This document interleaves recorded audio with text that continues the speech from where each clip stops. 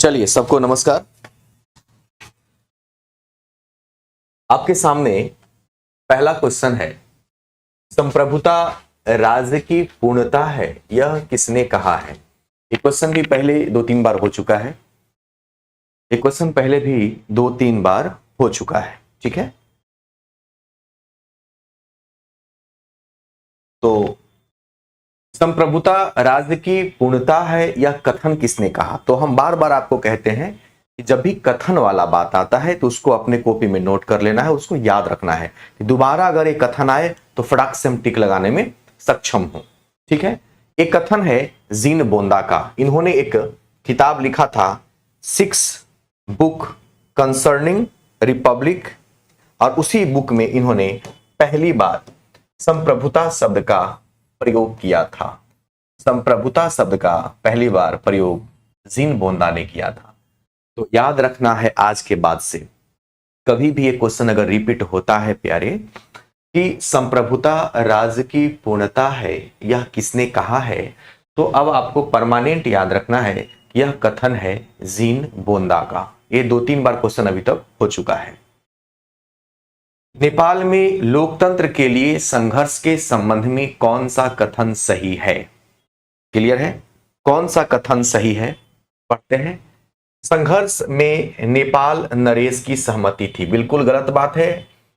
वहां के नेपाल नरेश चाहते थे कि राजा का ही अधिकार हो। नरेश वहां के जो राजा थे वो लोकतंत्र नहीं चाहते थे, लेकिन वहां पे 7 दलों का एक गठबंधन हुआ, और 7 दलों का जब गठबंधन हुआ 6 अप्रैल 2006 को, याद रखिएगा कि 6 अप्रैल 2006 वो समय था जिस समय 7 राजनीतिक दलों के गठबंधन द्वारा ये आंदोलन चलाया गया। तो याद रखिएगा यही वो कथन सही होगा, यानी कि नेपाल के लोकतंत्र में अगर सबसे बड़ी भागीदारी है तो 6 अप्रैल 2006 को जो पार्टी बना 7 दल, उसमें 7 राजनीतिक दलों का गठबंधन था, यही वो 7 दल था जिसने नेपाल में लोकतंत्र की स्थापना करने का श्रेय लिया। संघर्ष को सफल बनाने के लिए विदेशी आक्रमण, ये तो कहीं से भी सही नहीं है, तो इसका आंसर सिर्फ होगा ऑप्शन नंबर बी। रंग भेद की नीति के विरुद्ध आवाज उठाने वाले कौन थे। देखते हैं इसमें से कितने प्यारे छोटे भाई बहन सही सही जवाब देते हैं। आपको बताना है कि रंग भेद की नीति के विरुद्ध आवाज उठाने वाले कौन कौन थे, इसमें से कौन से ऐसे व्यक्ति हैं। याद रखिएगा, बहुत ही प्यारे हैं मार्टिन लूथर किंग। इनको अच्छे से आप दिमाग में डाल लीजिए, मार्टिन लूथर किंग। ठीक है, हालांकि मार्टिन लूथर किंग की हत्या भी कर दी जाती है, 1968 में इनकी हत्या कर दी जाती है। तो याद रखिएगा कि मार्टिन लूथर किंग को दूसरा गांधी भी कहा जाता है, दूसरे गांधी के नाम से भी इनको जाना जाता है। तो रंग भेद की नीति के विरुद्ध आवाज उठाने वाले कौन थे सारे लोगों में से, तो मार्टिन लूथर किंग थे। इस सब प्रश्न को मतलब याद रखना है कि दोबारा अगर ऐसा प्रश्न आए ना तो हमारा गलत नहीं होना चाहिए, क्योंकि क्वेश्चन आएगा कहां से। यही क्वेश्चन 2000-2500 क्वेश्चन बनता है, उसी 2-2500 क्वेश्चन में से 80% क्वेश्चन टकर जाता है। क्वेश्चन पैदा कहीं होता नहीं है, उसी में से रिपीट होते रहता है। यूएन चार्टर में कितने सिद्धांत हैं। यूएन चार्टर जिसको संयुक्त राष्ट्र कहते हैं, तो यूएन चार्टर या संयुक्त राष्ट्र संघ चार्टर कहिए, तो इसमें 4, 6 और 7, इसका जो आंसर होगा 7 होगा। लेकिन थोड़ा इसको डीपली समझिए, 111 धाराएं हैं यूएनए में, 111 धाराएं हैं, और अध्याय की बात करें, इसमें अध्याय की अगर हम बात करें तो 19 अध्याय हैं। लेकिन एक बात इसमें यह याद रखना है कि जो 111 धाराएं हैं, इसमें से जो दूसरा धारा है, दूसरा धारा में 7 सिद्धांत की बात की गई है। क्वेश्चन को डायरेक्ट नहीं पूछ करके आपको घुमाया गया है, डायरेक्ट क्वेश्चन नहीं पूछ करके आपको क्वेश्चन को घुमाया गया है। तो इसका डीपली नॉलेज ये हुआ कि इसमें 11 धाराएं हैं, जो दूसरा धारा है उसमें 7 सिद्धांत हैं। तो यूएनए चार्टर में कितने सिद्धांत थे, इसको डायरेक्ट नहीं पूछना चाहिए था। तो अगर डायरेक्ट आपसे सिद्धांत के बारे में पूछा है तो 7 मारिए, अगर कभी धारा आपसे पूछ दे तो 11, अगर आपसे कभी अध्याय पूछ दे तो याद रखिएगा 19 अध्याय है। इस सब पॉइंट को एकदम आप नोट कर लीजिए। अगर आज इस क्वेश्चन में हमसे सिद्धांत पूछा है तो कल आपसे धारा पूछेगा, कल आपसे अध्याय भी पूछेगा। सकारात्मक स्वतंत्रता का अर्थ क्या है? तो इसका अर्थ होता है आत्मविश्वास के लिए वास्तविक अवसर। सकारात्मक स्वतंत्रता का अर्थ होता है कल या परसों शायद हम एक क्वेश्चन कराए थे जिसमें नकारात्मक स्वतंत्रता का अर्थ पूछा था, और आज के क्वेश्चन में आपसे पूछा है कि सकारात्मक स्वतंत्रता का अर्थ क्या होता है? तो आत्मविश्वास के लिए वास्तविक अवसर होता है। इसको याद रखिएगा। योजना आयोग का प्रस्ताव किसने और कब प्रस्तुत किया था? देखो, योजना आयोग का प्रस्ताव जो है जॉन मथाई ने सबसे पहले 1950 में क्या किया था? प्रस्तुत किया था। याद रखिएगा। लेकिन एक क्वेश्चन कभी कभी और पूछा जाता है, ठीक है ना, कि सबसे पहली बार योजना किसके दिमाग में आई थी? तो एक नाम है sir Visvesvaraya. Sir Visvesvaraya, sir Visvesvaraya, और इनके दिमाग में सर्वप्रथम योजना आया था 1934 में। ये योजना आया था सर विश्वेश्वरैया के दिमाग में 1934 में, लेकिन जॉन मथाई ने इसको प्रस्तुत कह रहा है क्वेश्चन में। क्वेश्चन का लेबल बदला हुआ है। योजना आयोग का प्रथम प्रस्ताव किसने और कब प्रस्तुत किया? प्रस्तुत किया वर्ड यूज किया है, इसलिए हम जॉन मथाई कहेंगे। लेकिन अगर आपसे ये पूछता कि किसके दिमाग की उपज थी, सबसे पहले किसके दिमाग में एक बात आया था, तो सर विश्वेश्वरैया जी के दिमाग में बात आया था 1934 में। उसी को 1 जनवरी 2015 को नाम बदल करके और योजना आयोग कर दिया गया। निम्नलिखित में से किस देश में लोग संविधान का संशोधन करने में भाग लेते हैं? भारत में तो संविधान संशोधन होता है, लेकिन भारत में संविधान संशोधन में हम आम जनता तो भाग बिल्कुल भी नहीं लेते हैं। ये आपको पता है, हम लोग भाग नहीं लेते हैं। लेकिन स्विट्जरलैंड एक ऐसा देश है जहां की जनसंख्या बहुत कम है। यहां की जनसंख्या बहुत कम है। यहां की जनसंख्या बहुत कम है, और यहां की जनसंख्या बहुत कम होने की वजह से यहां की जो जनता है वो संविधान संशोधन में भाग लेती है। आज के बाद से ये प्रश्न आपके दिमाग में सेट होना चाहिए। भारत या वैसा कोई भी देश जहां लिखित संविधान है वहां संविधान संशोधन होता है, लेकिन किसी भी देश में वहां की जनता भाग नहीं लेती है। लेकिन स्विट्जरलैंड ही एक ऐसा देश है जहां संविधान संशोधन में, तो ये आज के बाद से आपके दिमाग से क्वेश्चन नहीं निकलना चाहिए। क्लियर है? 6 अप्रैल 2006 से 7 राजनीतिक दलों के गठबंधन के द्वारा लोकतंत्र की बहाली के लिए चलाया जाने वाला आंदोलन किस घटना का परिणाम था? किस घटना का? अभी तो आपके दिमाग में बात तो एकदम सेट हो गया होगा कि नेपाल में जो आंदोलन चला था वो 7 राजनीतिक दलों के द्वारा चलाया गया था, और एक गठबंधन कब हुआ था? 6 अप्रैल 2006 को हुआ था। तो अब आपसे पूछ रहा है कि इसका परिणाम क्या हुआ? तो परिणाम क्या क्या हुआ देखते हैं। 2005 में राजा ज्ञानेंद्र के द्वारा नेपाल की जनता द्वारा निर्वाचित सरकार को भंग कर दिया गया। क्या कर दिया गया? और निर्वाचित सरकार को पहले भंग किया गया, और इसके बाद 6 अप्रैल 2007 को सारे पार्टी, देखो भारत में ही आज अगर आप देखेंगे तो भारत में कोई भी राजनीतिक पार्टी जो है आपस में गठबंधन बड़ा मुश्किल से और अपने आप को आगे निकालने के लिए करती है। लेकिन नेपाल एक ऐसा देश था जहां 7 अलग अलग पार्टियां थीं, लेकिन सारी की सारी 7 पार्टियां वहां के राजा के विरुद्ध में खड़ा हो गई थी। ठीक है ना? राजा के विरुद्ध में खड़ा हो गई थी। तो 2005 में वहां के राजा थे जिनका नाम था ज्ञानेंद्र, के द्वारा नेपाल की जनता द्वारा निर्वाचित सरकार को वहां भंग कर दिया गया।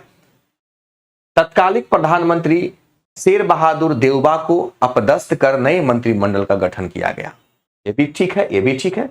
देश में आपातकाल की घोषणा कर दी गई। आपातकाल की घोषणा कर दी गई देश में, अब किसी का भी शासन वहां नहीं चलेगा। इसके बाद लोकतंत्र का गठन किया गया। तो इस बात को अच्छे से समझते हुए चलना है, क्योंकि जब भी ये नया बार क्वेश्चन हमको आए तो ज्यादा परेशानी नहीं हो। इस कंडीशन में इसका जो आंसर होगा वो डी होगा। समाजवाद शब्द का प्रथम बार उपयोग करने वाले कौन थे?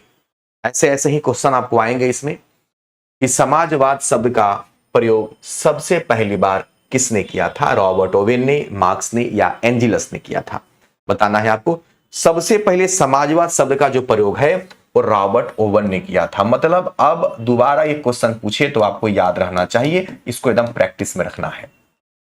समाजवाद शब्द का सबसे पहले प्रयोग किसने किया था? देखिए, एक बेनिफिट है हमें इस चीज का कि अगर हमको याद रहता है ऐसा ऐसा प्रश्न, 2-3 क्वेश्चन भी अगर आपके एग्जाम में आ जाता है, याद रहेगा तो एकदम आपको कोई कभी गलती होने वाला नहीं है। इस बात को याद रखिएगा। किसका कथन है? चलिए, अब कथन आ गया तो ये भी याद रखने वाला है। किसने कहा या कथन, एकदम इसमें कोई ऑप्शन नहीं है, सिर्फ आपको याद रखना है कि किस व्यक्ति के द्वारा। जैसे करो या मरो का नारा किसने दिया, तो आपको याद रखना पड़ता है। तुम मुझे खून दो मैं तुम्हें आजादी दूंगा, ये याद रखना पड़ता है। उसी प्रकार से किसका कथन है कि लोकतांत्रिक सरकार जनता की है, जनता के लिए है एवं जनता द्वारा है। जवाब दीजिए। ये आपको पहले भी प्रश्न मिला है, बताएंगे किसके द्वारा है?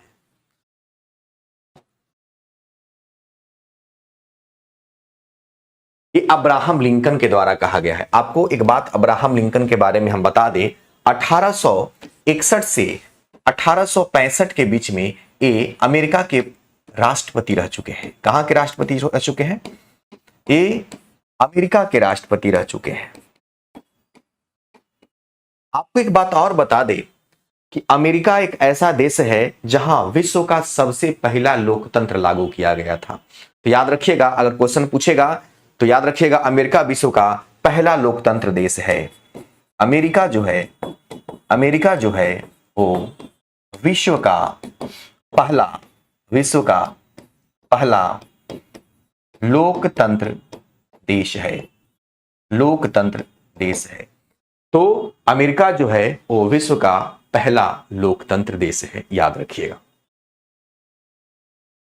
किस एक्ट के द्वारा भारत में ईस्ट इंडिया कंपनी का व्यापारिक एकाधिकार समाप्त कर दिया गया? देखो, समाप्त तो नहीं किया गया व्यापारिक एकाधिकार को इस एक्ट में। 1813 आते आते क्या हुआ कि 1813 आते आते तक अंग्रेज जो ईस्ट इंडिया कंपनी थी, कंपनी कह सकते हैं कि ईस्ट इंडिया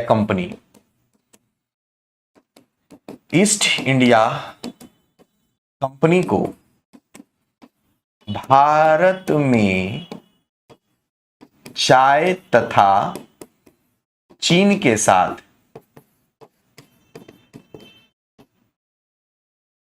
व्यापार करने की क्या मिली? इजाजत मिली। यानी कि अब ईस्ट इंडिया कंपनी भारत में सारी व्यापार नहीं कर सकता है, अब सिर्फ वो चाय बेचे।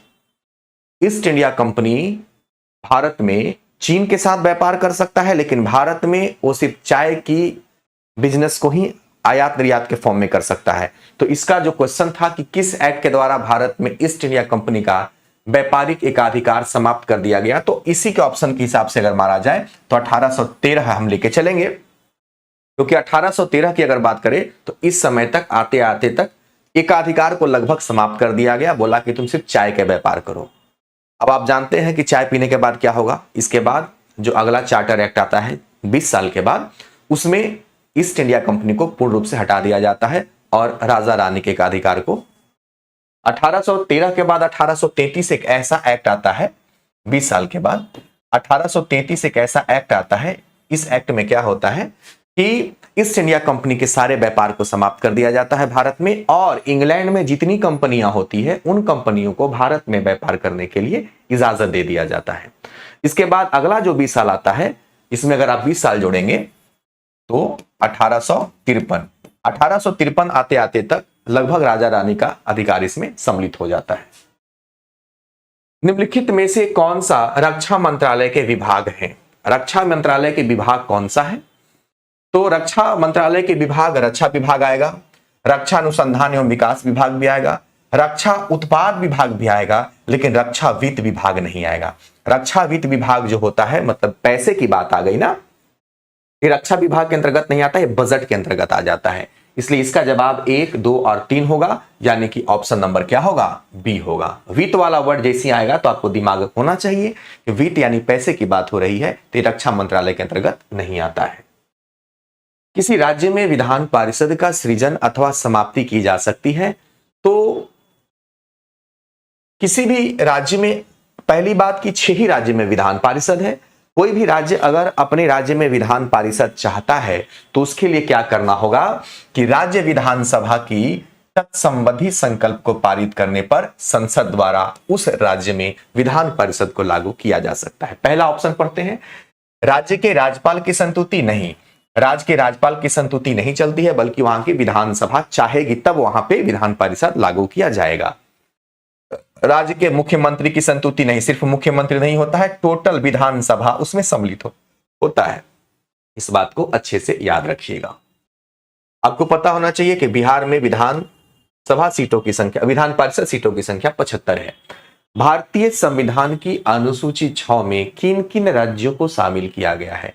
आपको पता होना चाहिए कि भारत में 12 अनुसूचियां हैं, जिसमें से छठी जो अनुसूची है उस अनुसूची में क्या कहा गया है? तो उस अनुसूची में कहा गया है कि जो पूर्वी राज्य हैं, जिसमें असम, त्रिपुरा, मेघालय और मिजोरम आता है, इसको याद रखने का तरीका है एटीएम का स्क्वायर, एटीएम स्क्वायर, यानी ए से हो जाएगा असम, टी से हो जाएगा त्रिपुरा, एम से हो जाएगा मेघालय और एक स्क्वायर है तो एक और एम होगा मिजोरम। मणिपुर नहीं आना चाहिए, मणिपुर नहीं आना चाहिए, यहां भी मणिपुर है, ये गलत है, इसलिए कह सकते हैं बिना मनी का एटीएम, बिना मनी का एटीएम मतलब मणिपुर उसमें नहीं होगा। तो इस कंडीशन में हमारा जो आंसर होगा ए होगा, यानी कि ये 4 ऐसे पूर्ववर्ती राज्य हैं जहां पे प्रशासन की बात की गई है अनुसूची 6 में। निम्नलिखित में से कौन सा विषय भारतीय संविधान के 7वीं अनुसूची की सूची 3 समवर्ती सूची में शामिल है? 7वीं अनुसूची में संघ सूची भी है, राज्य सूची भी है और समवर्ती सूची में है। तो कहता है कि समवर्ती सूची में कौन कौन शामिल है? देखो, कारागार और पुलिस ये राज्य सूची के विषय हैं, ये भी राज्य सूची का, कारागार मतलब जेल। लेकिन दंड प्रक्रिया, इसका आंसर होगा ऑप्शन नंबर क्या? ए, दंड प्रक्रिया जो है इस समवर्ती सूची में आता है। क्लियर है ना? दंड प्रक्रिया कहां आएगा? तो इस समवर्ती सूची में आएगा। अगला क्वेश्चन की बात करते हैं।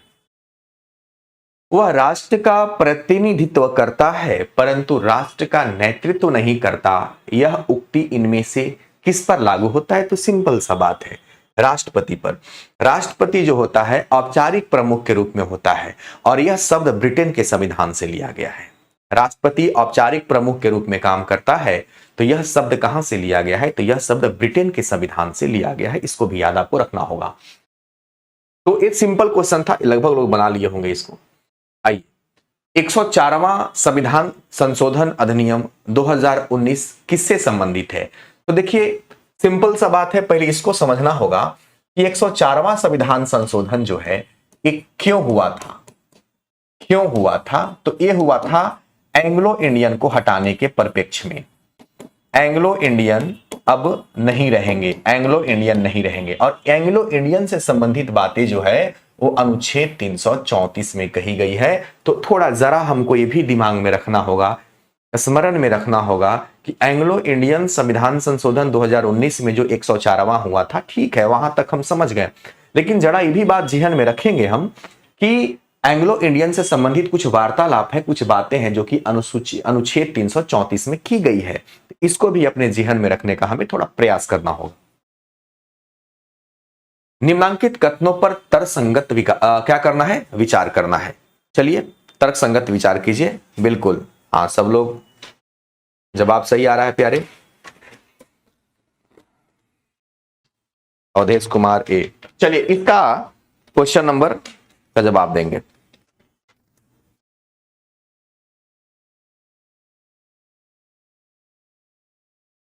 चलिए क्वेश्चन नंबर 128 की बात करते हैं, ठीक है।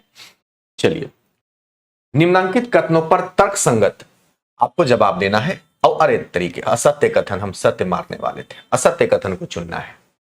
इस पर भी बड़ा ध्यान देना पड़ता है। पता चला कि हम तर्कसंगत पढ़ लिए और सही सही पे पढ़ लिए और हमको देना है जवाब असत्य का।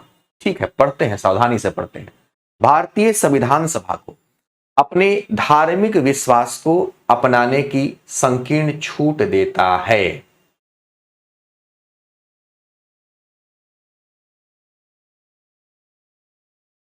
देखिए एक बात बताते हैं, कहता है भारतीय संविधान सभा को टारगेट सीधे संविधान को कर दिया है, अपने धार्मिक विश्वासों को अपनाने की संकीर्ण छूट देता है। ये गलत हो जाएगा। कैसे गलत हो जाएगा? हम और आप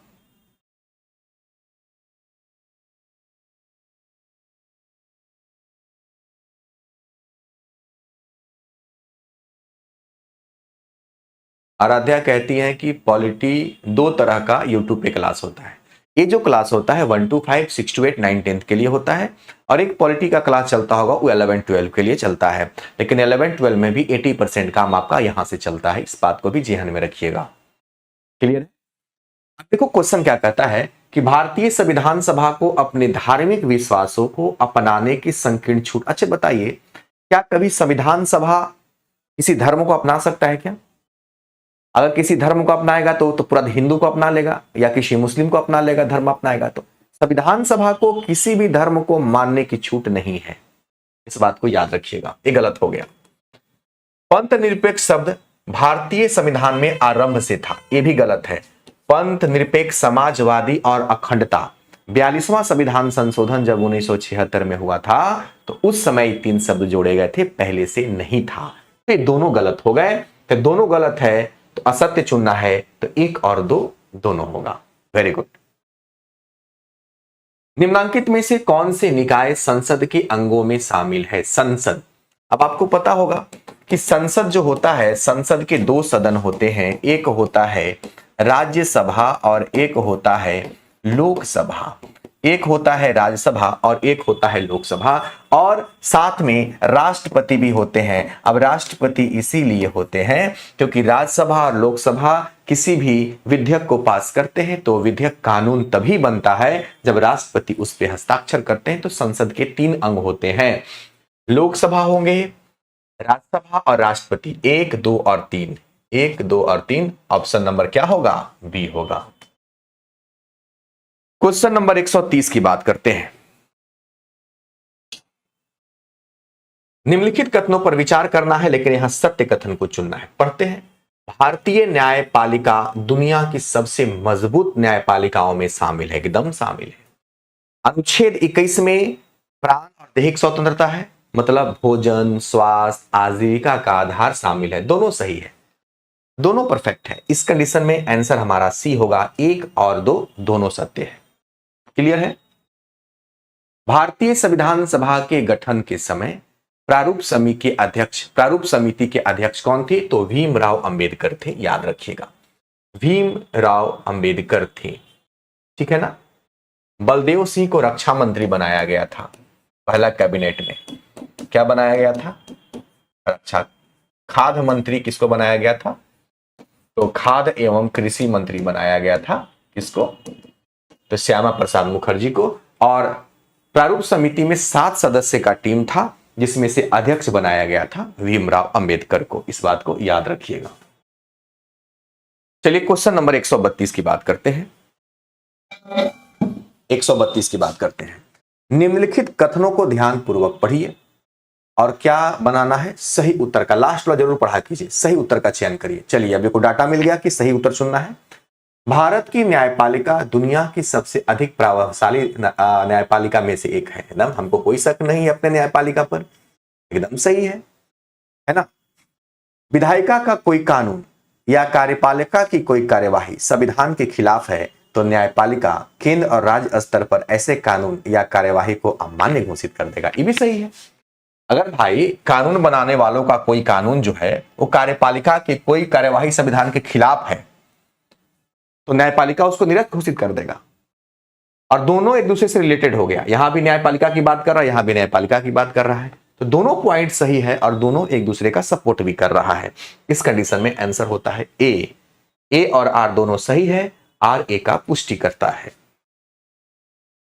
यदि किसी कारणवश भारत के राष्ट्रपति का पद खाली हो जाता है और उपराष्ट्रपति का पद खाली हो तथा सर्वोच्च न्यायालय के मुख्य न्यायाधीश की नियुक्ति ना हुई हो तो निम्नलिखित में से कौन राष्ट्रपति के पद पर नियुक्त होगा? बड़ा अच्छा क्वेश्चन आपके सामने बन के आया है, बहुत अच्छा क्वेश्चन है। अच्छा, इसका जवाब आप क्या दीजिएगा? कंडीशन तो यह होता है कि भारत का अगर राष्ट्रपति नहीं हो तो उपराष्ट्रपति कार्यवाहक राष्ट्रपति के रूप में काम करते हैं। अगर उस उपराष्ट्रपति भी नहीं हो तो सर्वोच्च न्यायालय के मुख्य न्यायाधीश उस पद को संभालते हैं। लेकिन सर्वोच्च न्यायालय के मुख्य न्यायाधीश की भी नियुक्ति अगर नहीं हुआ हो तब क्या होगा? तो अन्य न्यायाधीश, सर्वोच्च न्यायालय के जो अन्य न्यायाधीश हैं उस पद को संभालेंगे। ऑप्शन नंबर सी, याद रखिएगा, बिल्कुल सही है। बहुत लोगों का आंसर सी आ रहा है, बहुत बढ़िया, बहुत बढ़िया।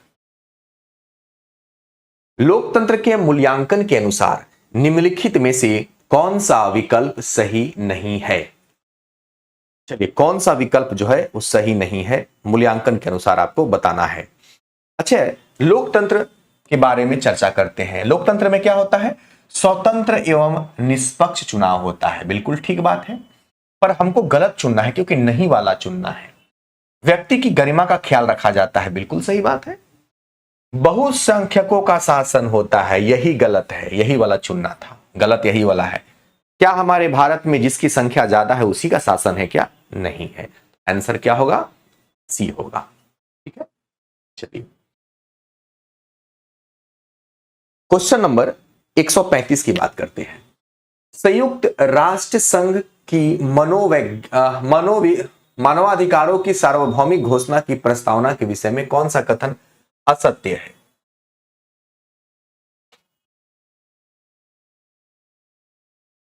चलिए बताना है।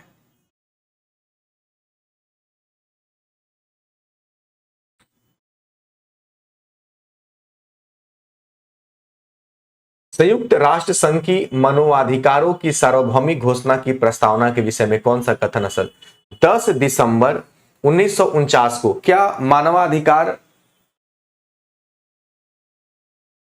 का गठन कब हुआ था? पहले ये बताना है आपको, मानवाधिकार का गठन कब हुआ था? ये तो ठीक है, क्या ये डेट सही है? ये डेट डाउटफुल है। अब आपको जल्दी से बताना है मानवाधिकार दिवस हम कब मनाते हैं। बहुत बार हम बता चुके हैं, इसको आप जल्दी बताइए, आगे हम पढ़ते हैं। महासभा ने देश या क्षेत्र की राजनीतिक स्थिति पर ध्यान न देते हुए इसे विशेष तौर से विद्यालय और अन्य शैक्षिक संस्थानों में प्रसारित और प्रदर्शित करने एवं पढ़वाने का आह्वान किया। बिल्कुल, मानवाधिकार का मतलब होता है कि मानव से संबंधित कुछ ऐसे अधिकार हैं जो जिसका हनन नहीं होना चाहिए, जिसका हनन, बिल्कुल सिद्धार्थ सही जवाब दिए हैं। अमित का भी सही जवाब है 10 दिसंबर 1948 को, 2000 को नहीं। प्रियंका आपका गलत आंसर है। 10 दिसंबर ये डेट जो है हमारा गलत है। ये इसीलिए हमारा आंसर हो जाएगा ए वाला, क्योंकि गलत चुनना था, असत्य चुनना था। जब भी बड़ा क्वेश्चन आपके सामने आएगा तो एकदम डरिएगा नहीं, उसका जवाब एकदम कहीं ना कहीं सिंपल सा छुपा हुआ होगा। असत्य ढूंढना था तो डेट में ही आपको फटाक से ढूंढ लेना था 48, इसलिए ये गलत हमारा हो गया। इस प्रस्तावना में विधि के शासन द्वारा मानवाधिकारों की रक्षा की बात की गई थी, ये भी सही है। तो गलत वाला ही चुनना था, तो हमारा गलत ए है, इसलिए आंसर हमारा ए हो जाएगा। किसी गिरफ्तार व्यक्ति को न्यायालय के सामने प्रस्तुत करने हेतु न्यायालय कौन सी रीट जारी करती है? तो अब तो आपको याद ही हो गया होगा ना, बंदी प्रत्यक्षीकरण कहते हैं उसको, ठीक है ना। अच्छा, कुछ और भी नाम है। परमादेश क्या है? तो परमादेश, अगर कोई भी सरकारी कर्मचारी अपने कार्य को नहीं निर्वाहित करता है तो उस पर रीट जारी किया जाता है न्यायालय के द्वारा। और उत्प्रेषण का मतलब होता है कि किसी भी सर्वोच्च न्यायालय या उच्च न्यायालय के अधीन जो न्यायालय आते हैं, अगर वो कार्य उनके दायरे क्षेत्र में नहीं आता है तो उन पे उत्प्रेषण लागू किया जाता है। लेकिन ज्यादातर क्वेश्चन देखने को बंदी प्रत्यक्षीकरण ही आपको मिलेगा। परिसीमन आयोग, देखो परिसीमन आयोग जो है ना चुनाव से संबंधित है, पहले दिमाग में आना चाहिए। जैसे ही आप परिसीमन देखते हो आपके जिहन में आना चाहिए कि ये चुनाव से संबंधित बात है। आगे पढ़ते हैं, क्या है? परिसीमन आयोग के संबंध में निम्नलिखित कथनों में कौन सा सत्य नहीं है? मतलब आपको गलत चुनना है, गलत चुनना है, चुनते हैं। इसके द्वारा निर्वाचन क्षेत्र की सीमा का निर्धारण किया जाता है, एकदम 100% सही है, आज से याद रखिएगा, नहीं याद है तो। इस आयोग का गठन राष्ट्रपति के द्वारा किया जाता है, 100% याद रखिएगा, सही है। यह एक स्वतंत्र एवं निष्पक्ष संस्था होती है, एकदम सही है। तो इसमें कोई गलत है ही नहीं, सारे पॉइंट सही है। इसलिए इसका जवाब हो जाएगा उपयुक्त में से कोई नहीं, कोई भी पॉइंट इसका गलत नहीं है। क्वेश्चन नंबर 138 की बात करते हैं। निम्नलिखित में से कौन सा विषय संघ सूची में शामिल नहीं है तो बैंकिंग है, प्रतिरक्षा भी है, लेकिन भूमि नहीं है। आंसर सी हो जाएगा। क्यों? क्योंकि भूमि जो है वो राज्य सूची का विषय है। किसका विषय है? भूमि राज्य सूची का विषय है। भारतीय संविधान में अवशिष्ट विषय पर कानून बनाने का अधिकार किसे प्राप्त है? केंद्र को प्राप्त है। अवशिष्ट विषय पर, जिसे अवशिष्ट शक्ति किसे कहते हैं? कनाडा के संविधान से लिया गया है। अवशिष्ट शक्ति कहां से लिया गया है? कनाडा के संविधान से लिया गया है। जैसे इलेक्ट्रिकल, सॉफ्टवेयर, टेक्निकल चीज जो भी आता है ना, वो अवशिष्ट शक्ति में आता है। क्लियर है? तो अवशिष्ट शक्ति पर कानून कौन बनाएगा? तो केंद्र सरकार बनाएगा। निम्नलिखित में से कौन सा संशोधन, सिंपल क्वेश्चन है आज का क्वेश्चन, थोड़ा हमको लगता है कि बहुत अच्छा आप लोग का गया होगा। निम्नलिखित में से कौन सा संशोधन शहरी स्थानीय निकाय या नगरपालिका से संबंधित है? तो नगरपालिका 74वां संविधान संशोधन कब हुआ था? 1993 में। क्या इसमें हुआ था? 12वीं अनुसूची को जोड़ा गया था, और इस 12वीं अनुसूची में क्या रखा गया था? तो नगरपालिका को रखा गया था। भारत विभाजन के बारे में निम्नलिखित में से कौन सा कथन गलत है? भारत विभाजन द्विराष्ट्र सिद्धांत का परिणाम था, पाकिस्तान और भारत। ठीक है, विभाजन की योजना में यह बात भी शामिल थी कि दोनों देशों के बीच आबादी की अदला बदली होगी। यही गलत है। आप बताओ, लॉर्ड माउंटबेटन ने जब हमको आजादी दिया था ट्रांसफर ऑफ पावर एग्रीमेंट के माध्यम से, तो क्या अदला बदली की बात की गई थी? क्या नहीं ना। तो गलत चुनना था, तो गलत हमारा क्या होगा? बी होगा गलत। पूर्वी पाकिस्तान और पश्चिमी पाकिस्तान संगति नहीं था ये। ठीक है, पहले दो पाकिस्तान था, पूर्वी पाकिस्तान और पश्चिमी पाकिस्तान। आज जो पूर्वी पाकिस्तान है, एक भाग उसका पश्चिम बंगाल के नाम से जाना जाता है और एक बांग्लादेश के नाम से जाना जाता है। निम्नलिखित में से कौन सा कथन जो है वो असत्य है? 1960 में बंबई से अलग करके महाराष्ट्र और गुजरात बनाया गया था। 100% सही है। मणिपुर से अलग करके 1972 में मेघालय को बनाया गया था, और नागालैंड राज्य से गठन को अलग करके 1963 में नागालैंड। तो सब तो सही है, गलत कोई भी नहीं है। गलत कोई भी नहीं है। और आपका आंसर में दिया होगा ऑप्शन बी, आपको आंसर दिया होगा ऑप्शन बी, जबकि गलत है। सबके सब पॉइंट सही है, इसलिए ऑप्शन क्या होगा? ई होगा। याद रखिएगा, जब हम फाउंडेशन बैच अभी ऑफलाइन में पढ़ा रहे हैं, तो राज्य का पुनर्गठन हम ट्रिक से सारा पढ़ाए हुए हैं। राज्य का पुनर्गठन। चलिए, लोकमान्य जयप्रकाश नारायण का निम्नलिखित में से किन किन घटनाओं से संबंध रहा है? किन किन घटनाओं से संबंध रहा है? जल्दी से कमेंट में जवाब देंगे।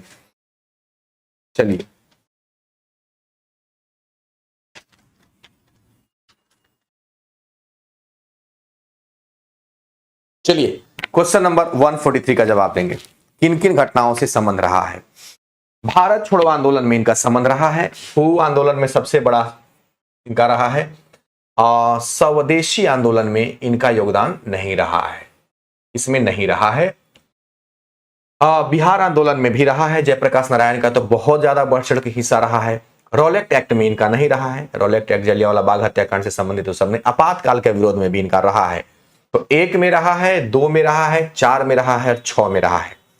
1 2 3 4, 3 नहीं है, इसमें तो दुबे को दिया है। 1 में रहा है, 2 में रहा है, 4 में रहा है और 6 में रहा है। ऑप्शन नंबर बी होगा। राज्य के राज्यपाल के संबंध में कौन सा कथन गलत है? कौन सा कथन गलत है? चलिए, राज्यपाल के संबंध में कौन सा कथन गलत है? दिख गया हमको यहीं से, महाभियोग वाला। पे लगता है महाभियोग नहीं, पढ़ते हैं पहले। गलत वाला चुनना था ना। राज्यपाल सामान्यतः 5 वर्ष के लिए नियुक्त किए जाते हैं, परंतु अनुच्छेद 156 के अंतर्गत उनका कार्यकाल राष्ट्रपति की कृपा पर निर्भर करता है। 100% सही है। राज्यपाल को महाभियोग की विधि से नहीं हटाया जाता। महाभियोग की विधि से राष्ट्रपति उपराष्ट्रपति से उन पे महाभियोग लगता है। राज्यपाल राज्य का संवैधानिक प्रमुख होता है। बिल्कुल सही है। गलत वाला ही चुनना था, तो गलत हमारा बी है, इसलिए इसी पर हम निशान लगाएंगे।